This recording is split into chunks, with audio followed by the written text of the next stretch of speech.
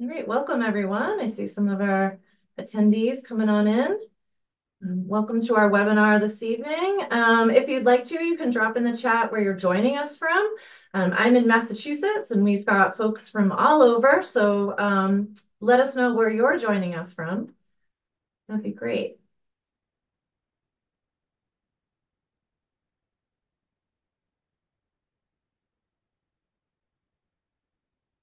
Welcome everyone.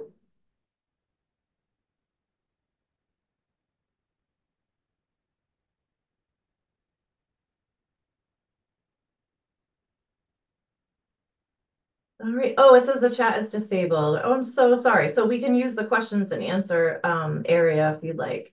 Let me see if I can get that enabled. Attendees can chat with everyone. Let's see if that works now.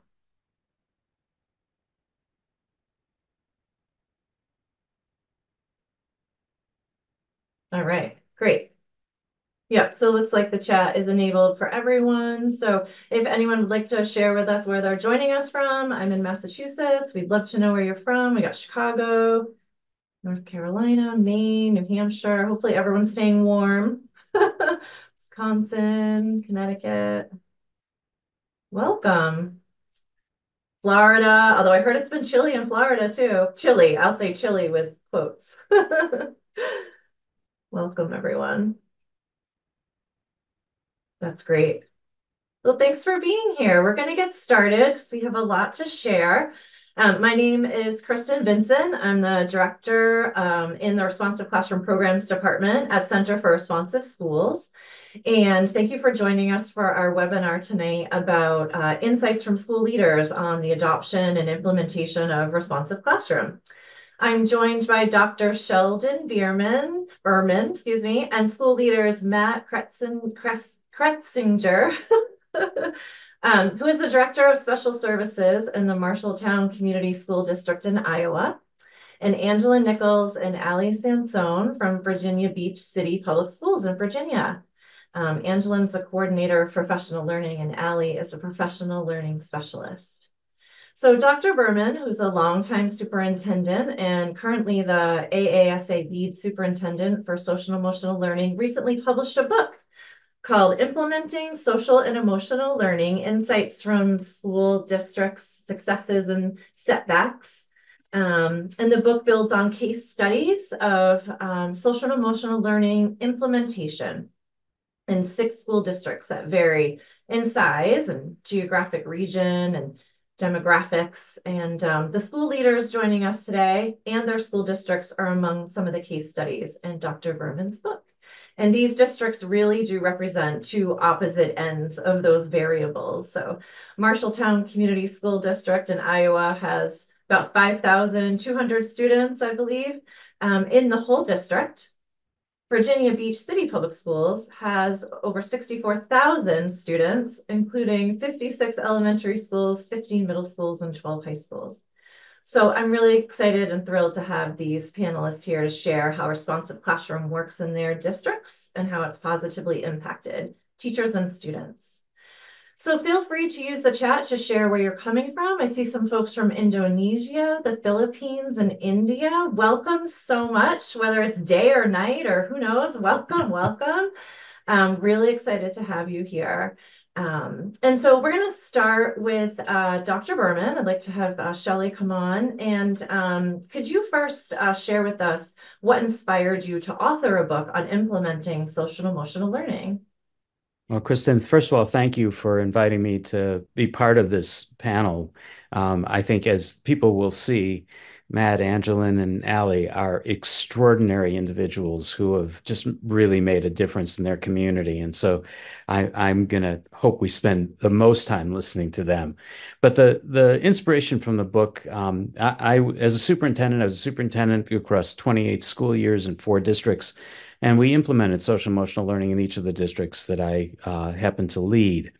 And one of the things that I know about the work in social emotional learning is that there's a great deal of research that has gone into programs in particular and the effectiveness of programs. And we know that social emotional learning, for example, has powerful impacts on the social and emotional development of children. We know that it has impacts on school culture, and it has impacts on teachers and the morale among teachers and the kinds of connections and relationships that teachers are able to establish with students. We also know that students develop social and emotional skills as a result of the programs, and we know that it has an impact on academics as well. There are something like 13 meta-analyses of thousands of studies that have been done. But one of the areas that hasn't been researched is actually implementation. And there's a great deal of variability in the implementation of social emotional learning. And so some districts have gone deep and worked over many years to refine their programs, to implement programs. Others have had limited success and have struggled with implementation.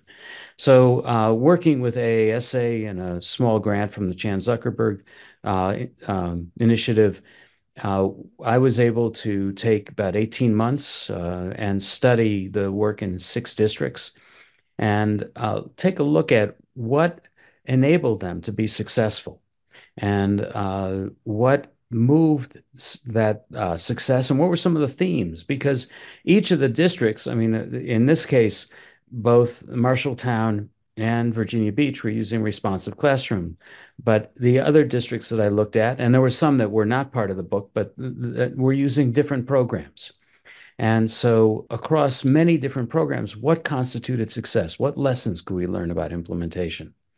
And I think, here you've got 2 districts actually where they had a great deal of success in implementation. And I think as the people who are participating in this webinar will see, there are many lessons to be learned around implementation.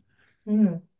Yeah, that's interesting that you were able to identify that gap where there's a lot out there about programs themselves, but not always so much about the actual implementation and what it Mhm. takes to have a good program in your school district.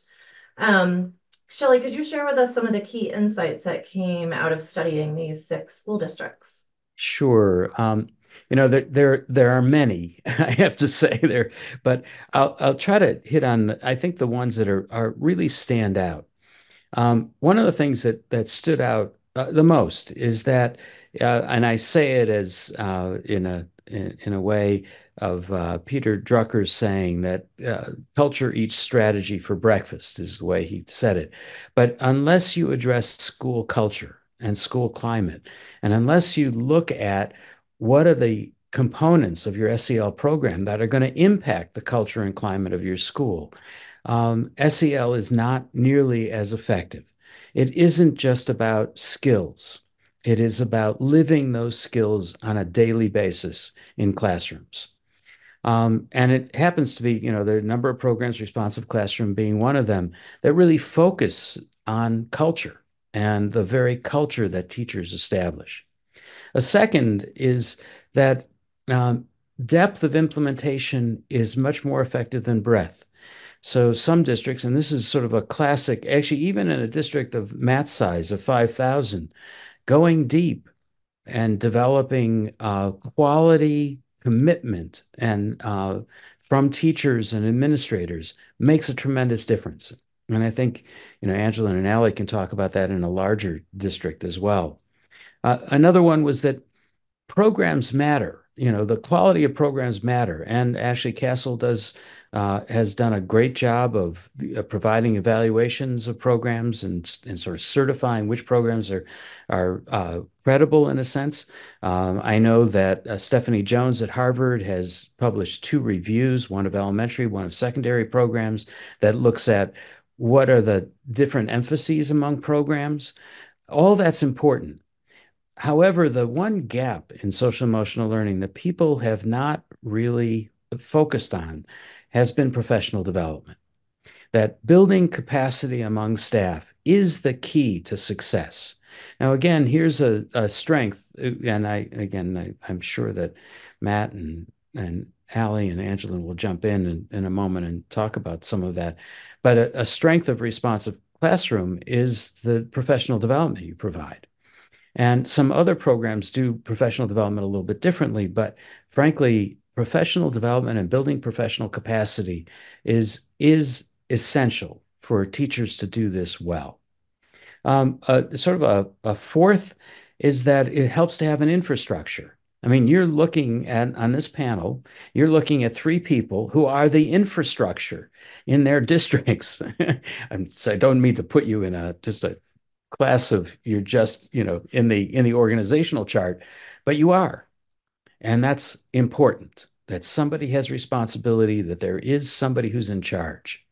The fifth insight that emerged was that administrators are key. You can't leave them out. You can get teacher investment and you can have a teacher who's doing a program really well in their classroom, but it's episodic. And unless you get administrative support, it continues to be episodic and it can actually evaporate when one administrator leaves or a teacher leaves.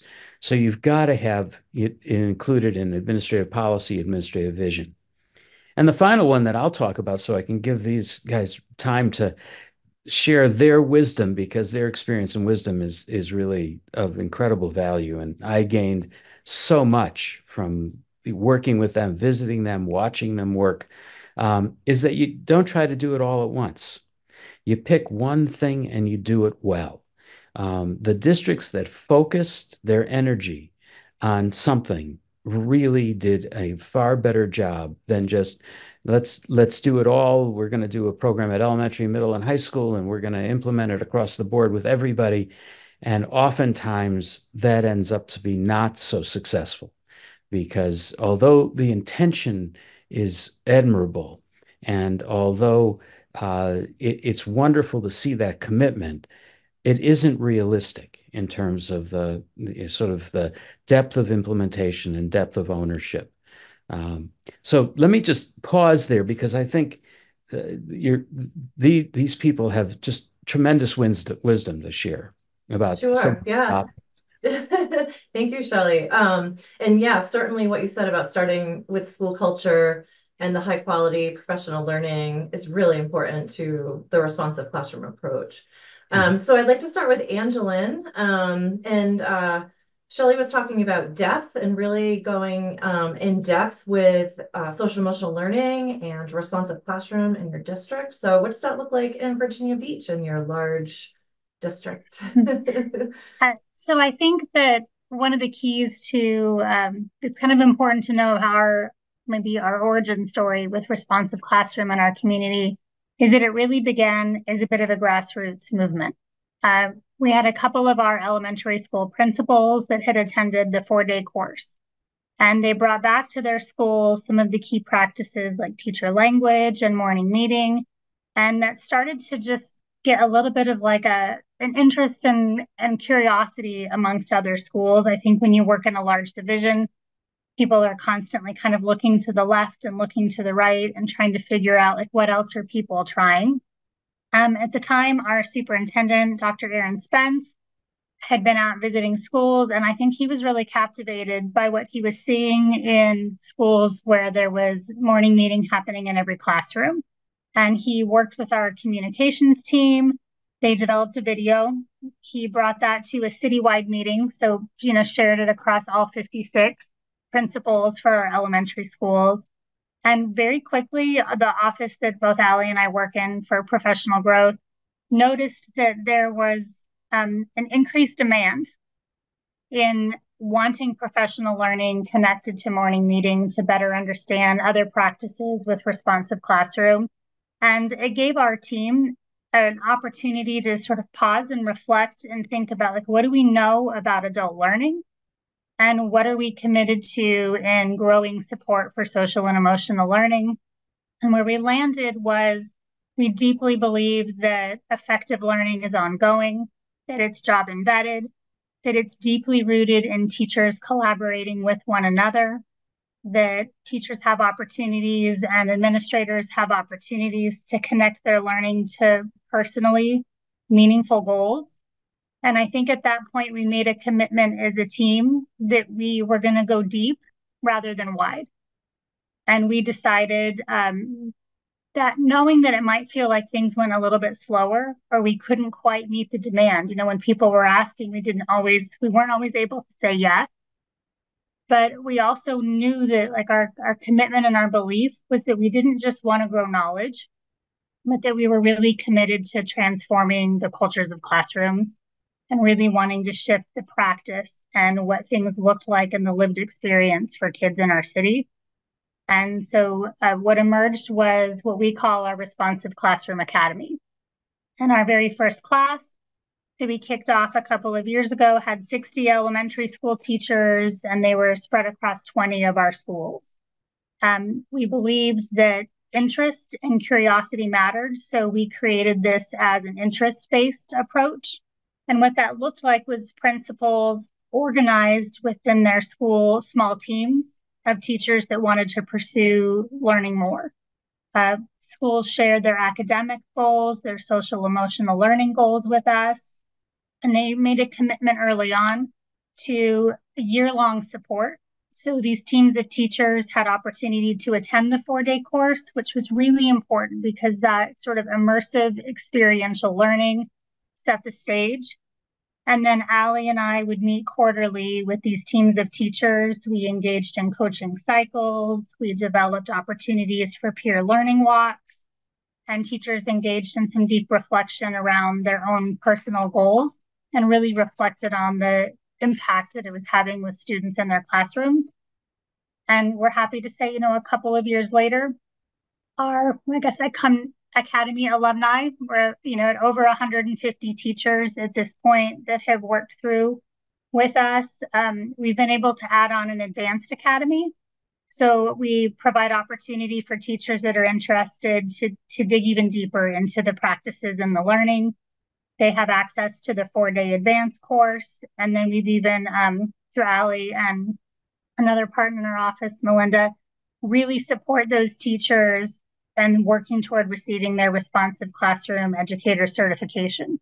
And so it has become this cycle where we're really trying to grow capacity internally, really rewarding and honoring and respecting our teachers that become deep practitioners in the work and listening to that. And that's been for us an impactful approach. We'll often offer other support workshops. We've done some work with our custodians and our cafeteria workers and our bus drivers to sort of frame the thinking of what does it mean to build meaningful relationships with students. But for our deep work, I think it really has been this steadfast commitment to teams of teachers with commitment from their principals and building skills alongside of each other. Yeah, thank you. I think that, kind of go slow to go fast, right? So really picking one thing, like Shelley said, to focus on, and then also providing a lot of choice and a lot of entry points. So this isn't a must do for the teachers, but they're coming at it as I see this as a value. So I'll dip my toe in the water and then have success with that, and then try something else and have success with that. I think something that we learned early on was there's such an immediate curiosity and excitement when teachers wrap up the 4-day course. And we've really tried to resist letting teachers set goals until they get into the classroom with their students and really have said, okay, now go explore, go try, but go meet the humans that you're actually going to spend your days with and your weeks and your months with, and then come back a couple of weeks, a month into the school year. And then let's really talk and think about which practices are most important right now for you to build that community and connection within your classroom. And that's the beauty of having an approach, because you can be flexible with it and push and pull on practices and strategies and respond to your students' needs right away. So yeah, a big foundation of responsive classroom is getting to know your students. So when you do that, then you can really figure out what they need. Matt, I'm going to invite you to share a little bit about the strategies that really helped strengthen the culture in your school and your district, how things like morning meeting and closing circle added to the work that you were doing in your district. Sure. I think it's important that everyone kind of know the origin story, kind of like Yeah. Haley was describing. So Yep. our community in Iowa is one of the most diverse communities in our state. And unfortunately, we had gone through a series of pretty tragic events. So we had a tornado come through our community. And then shortly over, we had a land-based hurricane called the derecho come through, all leading into the pandemic timeframe. So our community had really been trying to work through a lot of very difficult events. And um, as we were going through this experience, we started with actually a different approach that was really for that intensive need. And as we started to work through that approach, we were seeing a lot of kids responding, but not enough. And so we started to think about what are the elements that we like here and what is out there that can do this in a larger community setting. Because if you go student by student or even small group, you're never going to reach enough people. So as we started doing our research as a district and our leadership group, we came across responsive classroom. And it just happened to be about that same time that we had a building that had been on one of our state lists for needs of assistance, identified as one of the lowest 5% performing elementaries in the state of Iowa. And they had just completed the 4-day training. They had used some of their federal funds to go do that. And so when we came together of, hey, we started investigating this approach, and then their teachers came back to us and said, absolutely, we just went through the 4-day and we can't wait to get started. We looked for a great opportunity to now embed this in just all the work that we were doing because we couldn't allow it to be a standalone thing. You know, when you think about your kids, when you think about your teachers and their emotional needs as well, you have to have a way to try to connect it all together so they don't think it's just one more thing. And we brought responsive classroom in as a way to help them understand what's going on with their kids now, to help their kids recover through the difficult situations they're facing at home and at school, and also help them process through that through some of the strategies and the approach. And once we got started, the teachers just continued to ask for more. Um, Shelley and Angela talked a little bit about professional development. I've never heard such an incredible positive response from any professional learning than our teachers came. Like they couldn't wait to get started. They couldn't wait to get more learning. And we've just continued to work on embedding everything we're learning into our everyday practice. In our community, even today, the morning meeting you mentioned is really important for regulation for our kids and to let them know that they're connected to our schools and our school community. Um, so many of our families are still dealing with a lot of difficult situations, whether it's housing, resource availability, employment for their families, and our kids bring that to school with them. And so we have to give them an opportunity to disconnect from what's going on at home and try to feel safe and connected at school. And the morning meeting is an incredible opportunity to do that. And we're finding that through the morning meeting and then also utilizing a similar way through closing circle, we're preparing our kids to transition home and be ready to move on to that next step in their life. We're seeing great academic and behavioral gains. The elementary I mentioned went from being on the list for one of the lowest performing 5% in the state of Iowa over 3 years to the middle of the mark or an indicator. And we really do contribute that work to responsive classroom. Not that it was the only thing we were working on at that time, but when we bring people together and they feel like they're part of something and they're engaged in the learning and they're committed to it, then it really does make a difference for everything else you want to do. And because of that, we've been working to bring responsive classroom into all of our schools across the district. It's like we have to pick some pieces because that's what we have time to do, but each piece we're focused on doing and doing well. Thank you for sharing that. And Matt, could you talk a little bit, because I've heard you say this before, the idea of helping students and helping them through difficult times or academic issues or struggles, and the idea of like fixing the kids versus fixing the environment in which they are coming to every day. Can you talk a little bit about how responsive classroom fits into that? Sure. In our school district, it's often people hear me talk about, we have to address Maslow before we address Bloom. And we're trying to create an environment where kids' needs are met. They need to feel safe. They need to feel connected. They need to know that whatever is going on around them is a place that they'll be taken care of.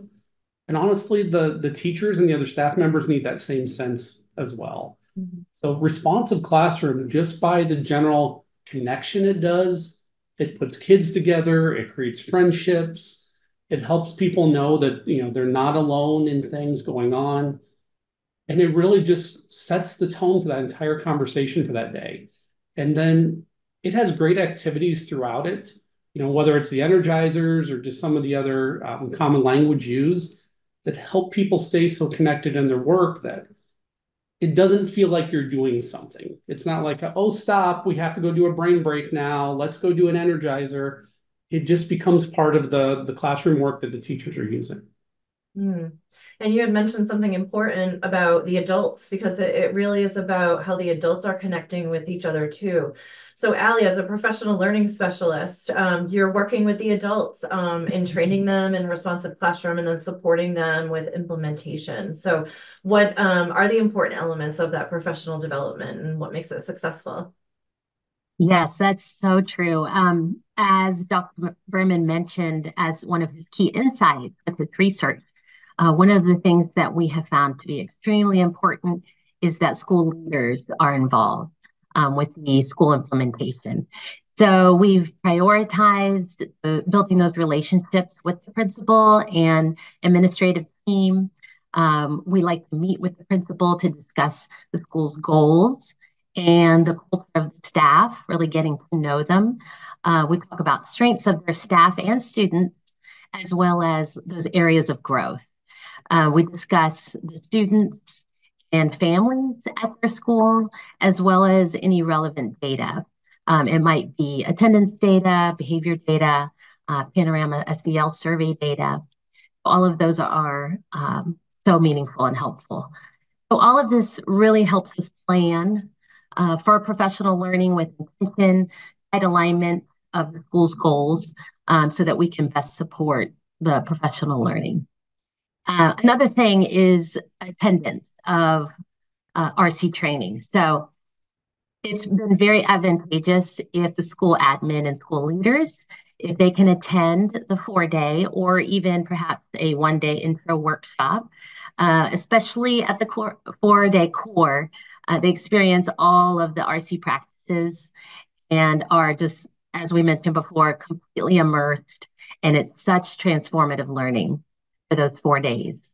Also within each of the schools that we're more deeply supporting this year, we send an RC team of teachers, the 4-day core.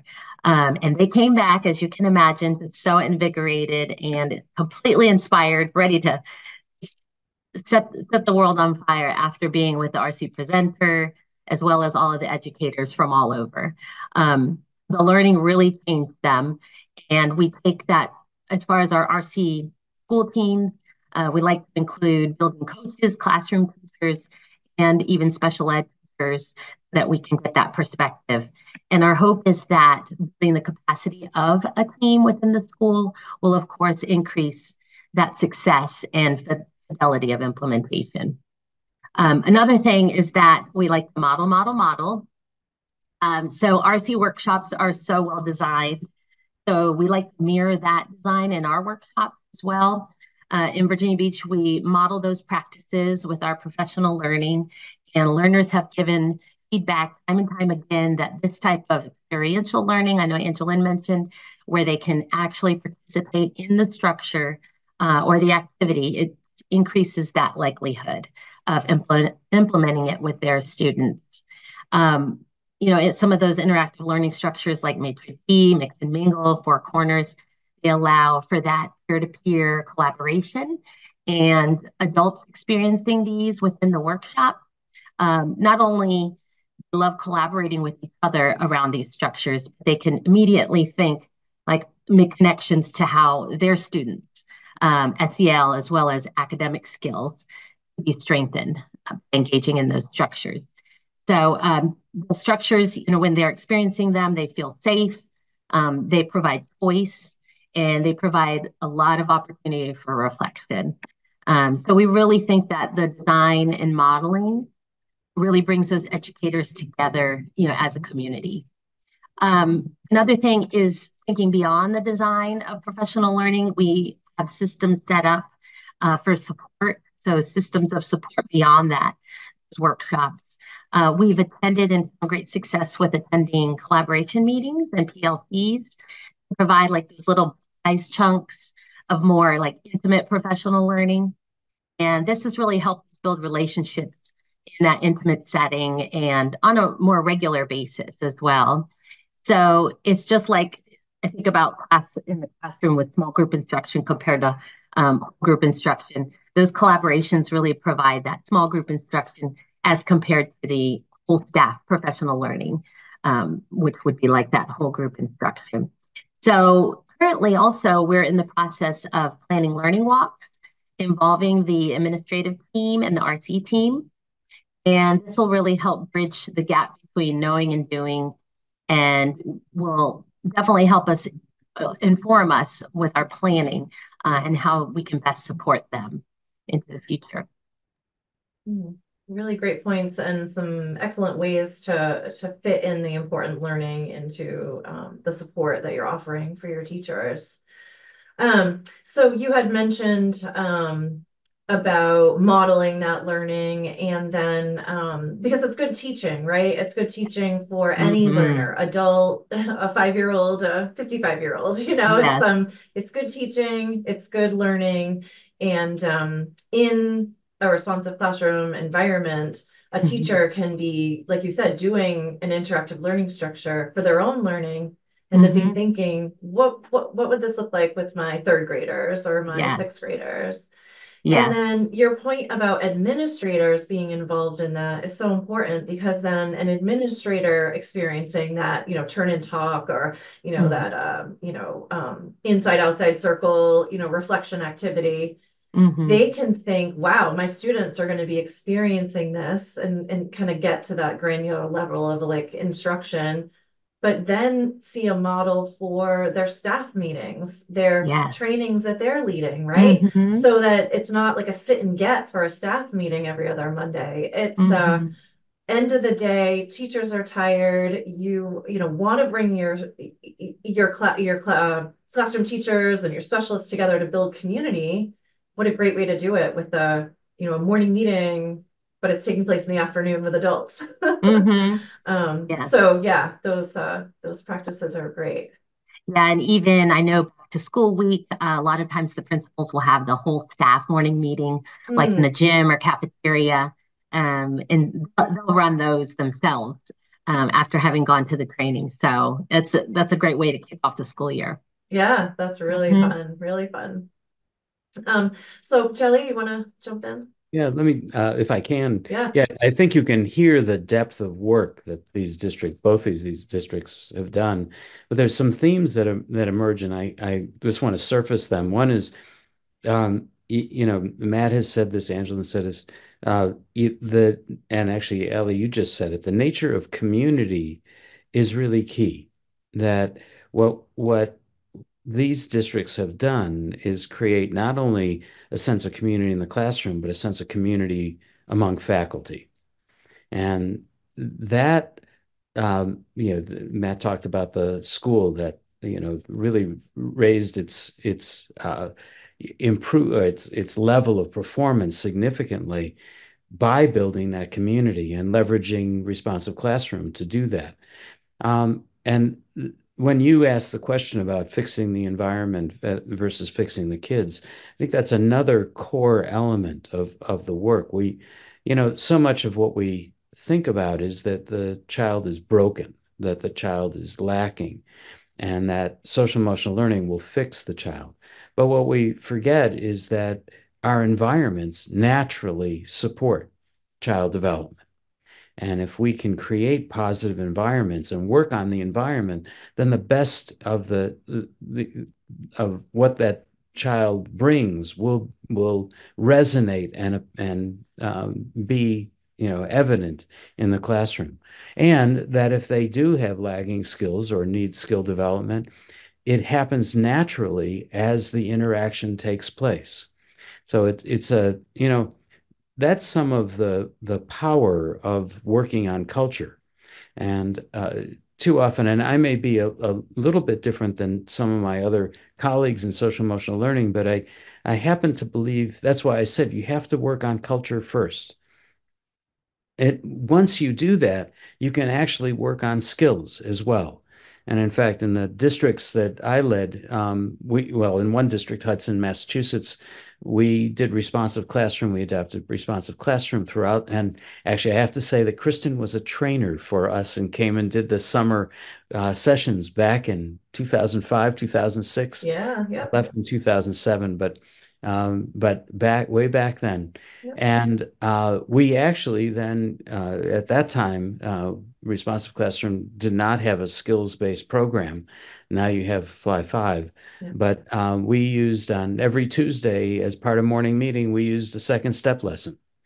And in Andover, where they also adopted Responsive Classroom, where I was superintendent, they used an open circle lesson.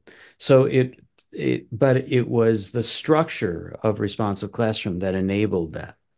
So it's just and that sense of belonging that comes out of a sense of community is absolutely critical. Yeah, and it is really important to start that with your adult community. We always think about that sense of belonging for our students, and absolutely it's 100% important. But your adult community is the model for the students. And so you have to have that sense of belonging and togetherness and shared purpose. And I think bringing people together for this type of immersive training really can help do that for sure. Um, in Shelley's book, in many of the case studies, a lot of the school leaders mentioned balancing the existing and maybe sometimes competing initiatives and standards to find the right fit for their SEL initiatives. And so I'm wondering if panelists could share how the responsive classroom fit into meet the needs of the students and the staff with everything else you're teaching, like math and science and bell schedules and everything. Matt, do you have any insight with that? Sure. Excuse me. So when we started thinking about our work around English learners and our work around professional learning communities, we wanted to make sure this wasn't just one more thing. We don't want our staff members to think that we are just giving them, this training this day, this training this day. So we thought about the approach of responsive classroom and what are the components that we can embed in all of our professional learning? How does it support and uplift everything else that we're trying to do? How can we use structures like morning meetings? How can we use some of the common language? How can we use any component possible to just embed it so it looks like it's just part of the work we do with all kids any day, every day? And we found that was our best approach. In the past, we've tried some of okay, today's Wednesday on the second Wednesday of the month, so you're going to get professional learning community. And now next Wednesday, you're going to get this. And next Wednesday, you're going to get this. We found it's really been ineffective. Our teachers give us really good feedback saying, what a horrible use of my time. But when we start, you love it. They're honest with you, right? And that's what you want. You want to know that what you're doing is connecting with them. But when we started incorporating everything together and we started having just one conversation and how can we utilize responsive classroom and some of the framework and approach into all of our work, that feedback changed completely around and started saying, it was a great use of my time. I've really enjoyed this learning. This was fun and energizing, and I could use it because I was so tired at the end of today. And so this is how we're now just practicing, and everything we do, we try to make sure responsive classroom is somehow connected to it. And we continue to go through all of our work planning with the idea of it's not a standalone. It's just the work we do. It's just part of what we do for our kids. Yeah, that's really important. And Angela, I imagine that getting that point across in such a large district is a little more challenging, but you've been successful doing it. I think that one of the key learnings that has emerged for our team because of our work with responsive classroom and just some of the core beliefs and tenets that live within the model is that it's that building authentic relationships. And so we've really made it a priority as a team in our office to collaborate, to connect, and to look for opportunities to bridge into other programs and initiatives that are important.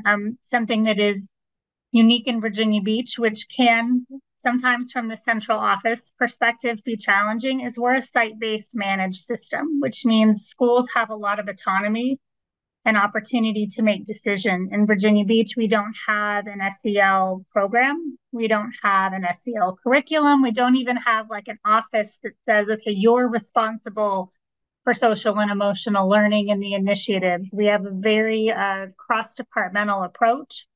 But so while sometimes you wish that like there was one mandate and everyone had something to do, what we have found over time is that every example of excellence that emerges in our community when someone has an idea or something that's unique or special in their school, it's because they have that autonomy to really make decisions that are reflective of who their community is. And I think that's rooted in some of the core beliefs about responsive classroom is you have to have relationships. So in our school division, where there's been an initiative to promote and grow the AVID programs, we meet regularly with the coordinator and the specialists. We talk about where do these two approaches overlap?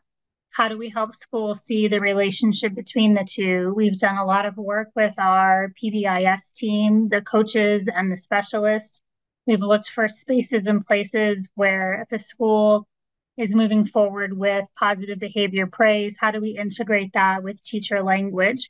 What does it look like to not only have a school-wide matrix that clearly articulates expectations, but how do you adapt that matrix and pull that into a classroom and really honor students co-creating rules in which they build community and understanding and connection with one another? So I think it's that extenuation. It's when you know the value and importance of peer-to-peer relationships for children, it becomes a responsibility for us as adults to model that and to find ways to build those relationships and connections with folks and find ways to come together and really get clear about what are our main priorities and goals. And then it becomes less about the program and more about the outcome and the impact. And when you can really get clarity around what's the impact that we're hoping to have in the lives of teachers and in schools and our community and for children, you can find a lot of places to connect. Allie, anything to add about really meeting the needs of the teachers and how responsive classroom fits into everything else and all the demands that they have on them every day? Well, something that struck me with what Angeline said with those authentic relationships that we've really tried our hardest to foster, and that's with our academy, even with our RCA academy teachers, as well as with our certified teachers, our RC certified teachers, also partnering and having those relationships with the other offices to discuss our different professional learning and how we can bridge that gap and kind of do the heavy lifting with how they can support each other. But as far as our academy teachers and certified teachers in the division, they even help with our workshops. So we'll invite them to partner with that and continue to build their leadership skills and their capacity there. And they even help us with new educator orientation when we have sessions there. So those authentic relationships are at the foundation of RC. That's great. That's great. Now, And so go ahead, Shelley. If I could just jump in and we've talked a lot and I've seen a lot of the work around the professional development that these districts have done and the academy that Virginia Beach has developed and really leverages. But it's important and I think Matt, you referred to this. It is, the one thing about responsive classroom that I very much appreciate is it isn't just the morning meeting and closing meetings and structures. It's a way of teaching.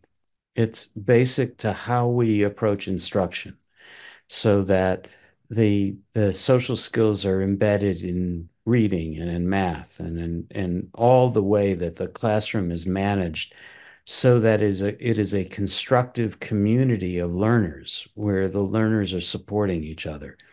And that's something that we don't often think about in the work that we do, but unless and we haven't talked about it here because we've talked about the structures, but it is critical that we actually look at the alignment of our instruction with what we want to have emerge in our students' social and emotional development. I would add a little bit there that I think part of what has enabled some of the success in Virginia Beach is some of the core beliefs we have about social and emotional learning, and that it's interconnected and just cannot be separated from academic learning and academic growth. And so that foundational piece and our commitment to really thinking about SEL through the lens of integration. So a goal we've had for several years is to build and integrate SEL into the daily lives of classrooms and schools. And a couple of the beliefs that I think guide that forward are, one is that learning is a social endeavor. And so when we head into classrooms and we're not seeing students engaged in collaboration and discussion and grappling with rich problems, we know that then learning is going to not happen at the same levels. We also know that social emotional learning is as much about how we teach as what we teach. And so we continue to focus in. So we've placed a priority on the idea of the natural learning cycle or active teaching. How do you lean into brain-based learning and understand the science of learning? And that's a place where I do feel like we've been able to gain traction because it doesn't have to, I agree, morning meetings are amazing and beautiful, and it's a really critical foundational part. And I encourage folks that are just getting started to really think about building systems of support for morning meetings because it's where the community building happens. But the extension of that throughout the school day, that students have opportunity to work with one another, that they're using interactive learning structures, that they are thinking through problems, that there are opportunities to co-create understandings, to come together when there's a problem and think about it from a community. The idea that students learn as much from one another as they do the teacher, and it just shifts the dynamic of it being pouring something into kids to co-creating understanding, learning, and that happens when the community exists and kids can feel safe enough to take the risk to do that type of learning. It really does require risk on us, even as adults, to really learn. You have to have a level of safety and predictability. And so that's where the structures and the components come in, and I think really can shift the approach. And we've benefited in our community from the belief about SEL being integrated, and that really has been important, I think, in our journey with responsive classroom and just with SEL in general. Yeah, both of you make excellent points. And I think there is a misconception that responsive classroom is only about social emotional learning or only about morning meeting. And there's so much more to it. It is the foundation for academics. And then there are academic practices that you can apply to any learning that's happening. So whether students are learning about cooperating or having empathy for others, or their math facts or something in science, it really layers in so that when you feel comfortable, you can be your best self. And that's true for adults and for students. And I'd be curious to hear about any of the outcomes that you've seen for teachers and students. Learning outcomes. I know, Matt, you talked about the test scores in one of your schools, or social emotional learning outcomes. If anyone has anything to share about that, Matt? Well, in Marshalltown, we've just continued to see improvement as our implementation has grown. We see improvement in our academic scores. We see improvement in our attendance rates. We see improvement in our staff attendance rates. And we see improvement in all the things that matter to us when we think about adult SEL. So Our teachers who are implementing and feel comfortable with the strategy and know the support is there, they have more job satisfaction. They enjoy coming to work again. They're enjoying teaching again. And these are things that, at least in our community around, the pandemic, a lot of our teachers, they didn't feel that way. We're seeing improved test scores. And I think the other thing to talk about here is, as we continue to grow, our partnership with Responsive Classroom has expanded, because as we continue to learn more, it's driven by our teachers and their feedback. It's driven by our parents. And then Responsive Classroom will come and give us feedback. That's part of the agreement we have. And through that, then they're helping us figure out, how do we support the kids who are really still struggling?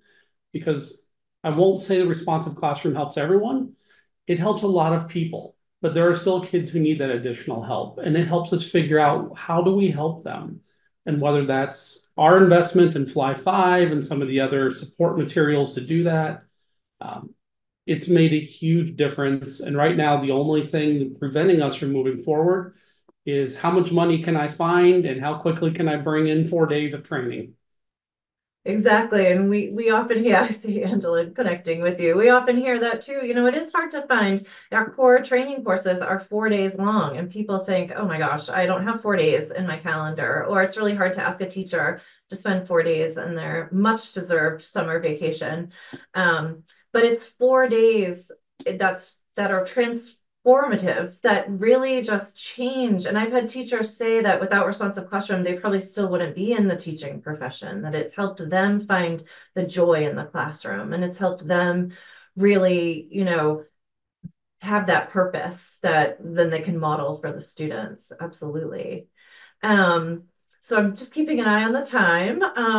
And I know that we have just scratched the surface here with social emotional learning, good best practices for implementation, and thinking about Responsive Classroom. And Shelley, can you talk a little bit just about the value of case studies like the ones that are in your book? Oh, well, thank you. Yeah. One of the things that I most appreciated about writing the book is telling stories.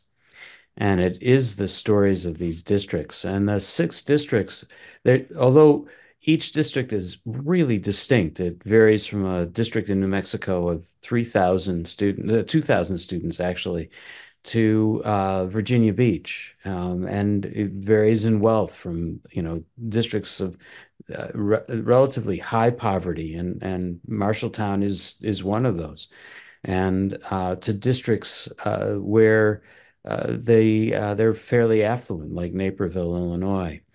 But each of them has found different paths and different ways of pursuing the work that are important. And I have found that, and I hope the book is of value to those, to get insight, not so much into, programs, although I think, we've been talking about Responsive Classroom, but it is so important that we do this work well, and that, the depth that, Matt and Angela and Allie and, some of the other districts that I worked with have gone to make sure that teachers own the work, that teachers feel that they're capable.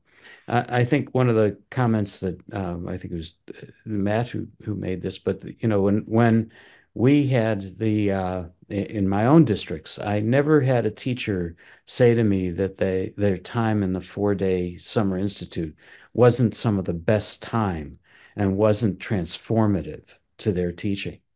So, and it may be actually, I'm gonna just, if you, I know the time is tight, but maybe a couple of words from Allie and Matt, because I worked pretty closely with them on the case studies. But Sure. the value of reflecting for them on the work, maybe they could offer just a couple of comments. Absolutely. Allie, Allie and Angela. Think Yeah. I'll go Go ahead. ahead. Yeah, you go. No, Oh, you're on mute. No, go ahead.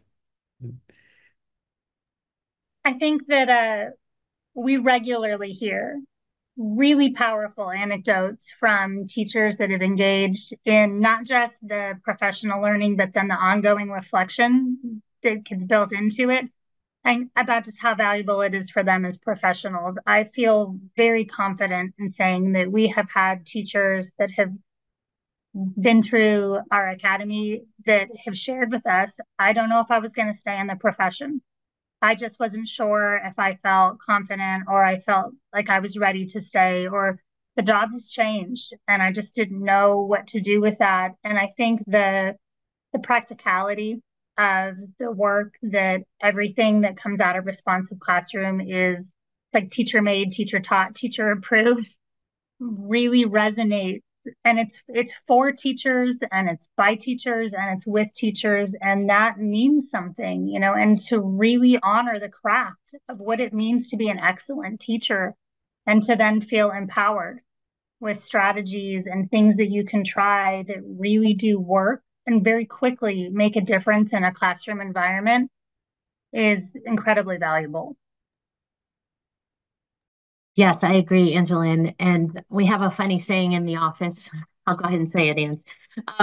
Whatever the question, responsive classroom is the answer, because our brains automatically think, oh, we could try this, we could go this direction. And so the proven strategies are just amazing. And in talking about the teachers, we had our original core academy stemming back from the 1920 school year. And then when COVID hit, just having those relationships with them where they felt safe, talk with us and just be real. Some of them weren't ready to go the advanced stage and go to the advanced training. So, they would just kind of hit the pause button, still stay in contact with us, attend some trainings, and then just re-inviting them the next go around, checking back in with them, and letting them know we're still here. We just wanted to see if you all were interested, if the timing was right, to maybe attend the advanced course and go from there. And we've had a lot of people pick us up on that. And, it's a testament to the relationships and that whole foundation that's valued with RC. And there's a comment in the chat about buy-in with parents as well. So if it's something that's, very user-friendly, it's embedded in everything, you're not actually taking away from academics in the classroom, you're adding to it because you're teaching the social emotional learning right alongside all the academics that kids need to learn to be successful. So it definitely can trickle into home. It can, help support parents and, definitely bridge that connection between home and school. Something that, is interestingly happened, in a community that's as large as ours, when you have 56 elementary schools and there can be some folks that move across town, it's become a question sometimes when folks are looking for a school. Like, does your school use this? Do you have morning meeting? Do you have closing circle? Because children learn the routines and they value them, and it becomes part of how they expect school. They expect their school to be like that. And so definitely, I think that the accessibility and the user-friendly piece makes a difference beyond just students in the classroom.